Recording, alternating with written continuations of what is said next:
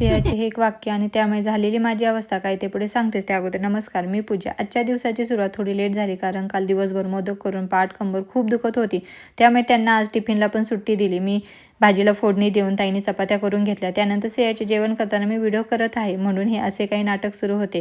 दाजी त्यांच्या कामासाठी नाशिकला आलेले, त्यामुळे गौरला आणि सिंहाला भेटायला आले आणि येताना त्यांनी गौरसाठी हा घोडा घेऊन आलेले. त्यावर त्यांचे असे खेळणे सुरू होते. घोड्यासोबत खेळून कंटाळा आल्यानंतर गौर त्याच्या तो खेळायला लागला आणि सिंहा टी व्ही पाहायला लागली. तेही झाल्यानंतर सानू पण त्यांना जॉईन झाले आणि ती आल्यानंतर तर त्यांची मस्ती आणखीन जोरात सुरू झाली. तुम्हाला जसे की मी काल बोलले की सिंहाला गौरला दाबायला खूप आवडते, अगदी तसेच कालपासून जसा चान्स भेटेल तसे तिचे त्याला दाबणे सुरू होते आणि त्यामुळे गौरच्या लक्षात आले की सिंहा जवळ येते तसे तो अगोदरच रडायला सुरुवात करायचा किंवा तिचे केस ओढायला लागायचा.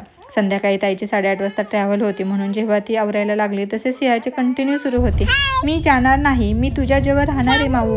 आणि आम्ही त्यांना सोडायला जेव्हा चाललो ना तेव्हा तिने हे निरागसपणे जेव्हा बोलली ना तेव्हापासून तर मला काही करमेना. मी ताईला बोलली की राहू दे आजच्या दिवस, उद्या परवा येईल ती दाजींसोबत, पण तिला तिथे एकटीला करमणार नाही म्हणून ती घेऊन गेली.